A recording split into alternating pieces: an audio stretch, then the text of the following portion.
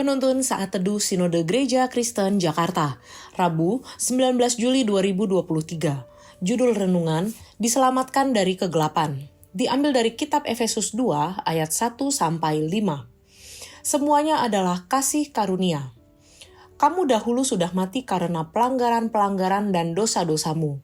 Kamu hidup di dalamnya karena kamu mengikuti jalan dunia ini. Karena kamu mentaati penguasa kerajaan angkasa, yaitu roh yang sekarang sedang bekerja di antara orang-orang durhaka. Sebenarnya dahulu kami semua juga terhitung di antara mereka. Ketika kami hidup di dalam hawa nafsu daging dan menuruti kehendak daging dan pikiran kami yang jahat.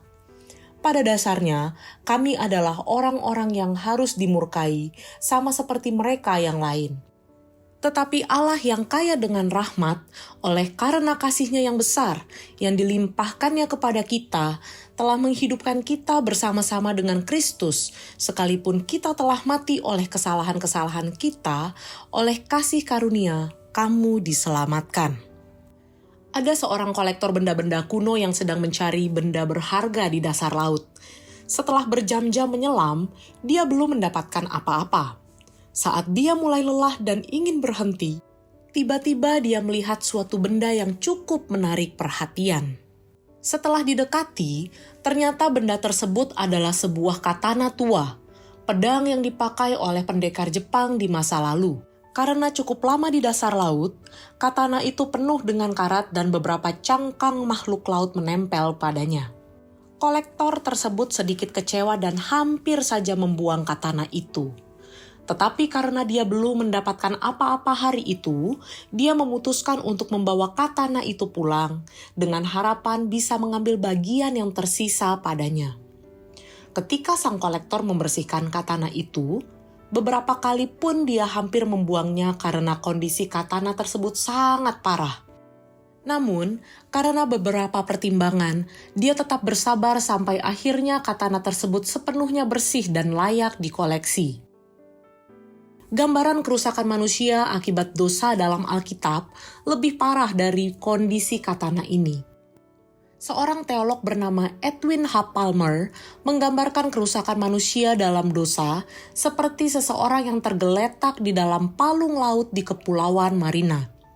Palung laut yang dalamnya lebih dari 10 km, tekanan air yang mendidihnya kira-kira 2,4 ton per sentimeter persegi, dan ia telah tenggelam selama 1000 tahun. Artinya, orang tersebut telah mati total dan benar-benar lenyap. Tidak ada sedikit pun hal bernilai yang tersisa padanya. Semua hasrat dan potensi untuk mencari pertolongan telah lenyap. Frasa mati dalam dosa dalam Alkitab bukanlah sebuah ungkapan yang dilebih-lebihkan, tetapi itu adalah gambaran nyata keadaan manusia berdosa di hadapan Allah. Hanya anugerah Allah melalui karya salib Kristus yang memberikan kita hidup yang baru. Roh Kuduslah yang bekerja mengerjakan iman dalam hati kita dan memberikan kita pengertian tentang kebenaran. Untuk itu, kita tidak boleh lagi bermain-main dengan dosa, karena dosa tidak mengerjakan hal yang bermakna dalam hidup kita. Sebaliknya, kita akan diseret dalam kehancuran. Kehidupan baru yang diberikan oleh Allah harus kita dedikasikan untuk kemuliaan-Nya.